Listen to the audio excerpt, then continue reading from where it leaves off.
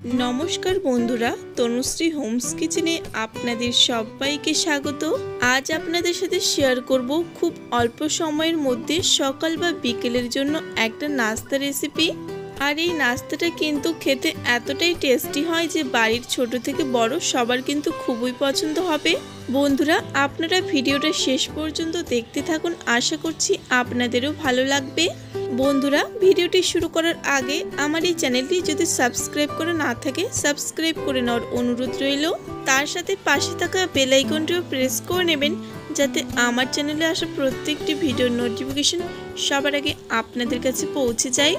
সবার প্রথমেই নাস্তাটা বানানোর জন্য আমি এখানে দুটো সেদ্ধ আলু নিয়েছি। এবার এই আলু দুটোকে হাত দিয়ে একটু ভেঙে নেব, তবে এই আলুগুলোকে কিন্তু খুব বেশি ম্যাশ করা একেবারে যাবে না।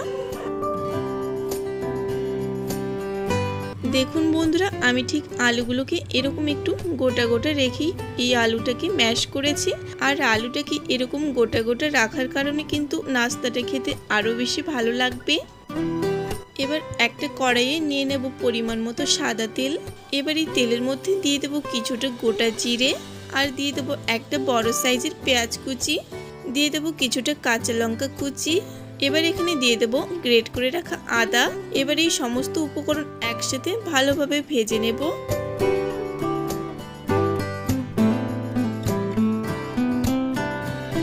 এখানে সবকিছু একসাথে ভালোভাবে ভেজে নিয়েছি, তবে এর থেকে আর খুব বেশি লাল করে ভাজবো না। এবার এর মধ্যে দিয়ে দেব পরিমাণ অনুযায়ী হলুদ গুঁড়ো, দিয়ে দেব স্বাদ অনুযায়ী লবণ, আর দিয়ে দেব গরম মশলার গুঁড়ো।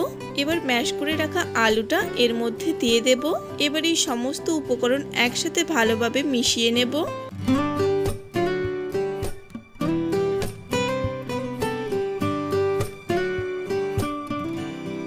আলুর সঙ্গে মশলাটা আমি খুব ভালোভাবে নেড়েচেড়ে মিশিয়ে নিয়েছি। আর নাস্তাটা বানানোর জন্য এখন আমাদের আলুর পুরটা খুব সুন্দরভাবে তৈরি হয়ে গেছে। এবার এই পুরটা এক সাইডে রেখে দেব। এবার নাস্তাটা বানানোর জন্য একটা কড়াইয়ে নিয়ে নেব এক বাটি জল, আর দিয়ে দেব সামান্য একটু লবণ। তারপর এই জলটাকে ভালোভাবে ফুটিয়ে নেব। এখন জলটা খুব সুন্দরভাবে ফুটে উঠেছে। এবার গ্যাসের আঁচটা একদম লো আঁচে করে দেব। তারপর আমি যে বাটি মেপে এক বাটি জল নিয়েছি ঠিক সে বাটিরই এক বাটি ময়দা দিয়ে দেব। এবার এই ময়দাটা জলের সঙ্গে ভালোভাবে নেড়েচেড়ে মিশিয়ে একটা ডো তৈরি করে নেব।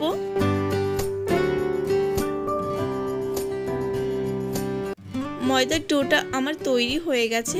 এবার এই ডোটা একটা প্লেটে তুলে নেব। এবার এই ময়দার ডোটা হালকা করে একটু ঠান্ডা হয়ে গেলে তারপর এই ডোটাকে খুব ভালোভাবে মেখে নেব। এখন এই ডোটা আমার তৈরি হয়ে গেছে। এবার এই ডোটা থেকে আমি ছোট ছোট করে লেচি কেটে নেব। তারপর একটা লেচি রুটি বেলার চাটুর উপর নিয়ে এর উপরে কিছুটা ময়দা ছড়িয়ে দেব। এবার এই লেচিটাকে বেলে পাতলা করে একটা রুটি তৈরি করে নেব। ময়দার রুটিটা আমার তৈরি হয়ে গেছে।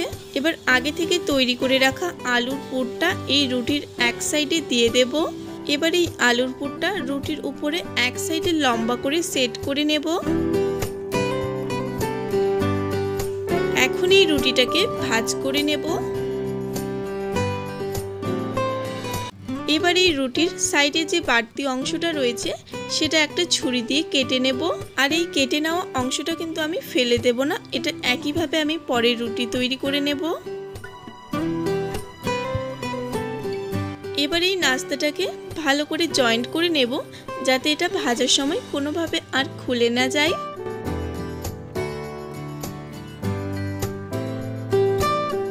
দেখুন বন্ধুরা, এখানে আমার একটা নাস্তা তৈরি হয়ে গেছে। এবার একইভাবে আমি বাকি নাস্তাগুলোও তৈরি করে নেব। বাকি নাস্তাগুলো আমি একইভাবে তৈরি করে নিয়েছি। এবার এই নাস্তাগুলোকে ভেজে নেব। আর এই নাস্তাগুলো ভেজে নেওয়ার জন্য একটা তাওয়া হালকা করে একটু গরম করে নিয়েছিলাম। এবার এই নাস্তাগুলো এক এক করে এই গরম তাওয়ার উপরে দিয়ে দেব। এখন এই নাস্তাগুলোর একটা সাইড হালকা করে একটু ভেজে নেব। নাস্তাগুলোর একটা সাইড হালকা করে ভেজে নিয়েছি। এবার পরের সাইডটা উল্টে দেব। তারপর এই সাইডটাও আমি একইভাবে ভেজে নেব। এই নাস্তাগুলোর দুটো সাইডই আমি করে ভেজে নিয়েছি। এবার এই নাস্তাগুলোর উপরে তেল দিয়ে দেব। আর বন্ধুরা, এই নাস্তাগুলো তৈরি করতে কিন্তু খুব বেশি তেলের একেবারে প্রয়োজন হয় না। খুব অল্প তেলের মধ্যেই কিন্তু এই নাস্তাগুলোকে তৈরি করে নেওয়া যায়। এখন এই নাস্তাগুলো উল্টে পাল্টে খুব সুন্দর একটা কালার করে ভেজে নেব। বন্ধুরা, আমার এই চ্যানেলের আরও নতুন নতুন রেসিপির ভিডিও পেতে আমার এই চ্যানেলটি সাবস্ক্রাইব করে পাশে থাকার অনুরোধ রইল।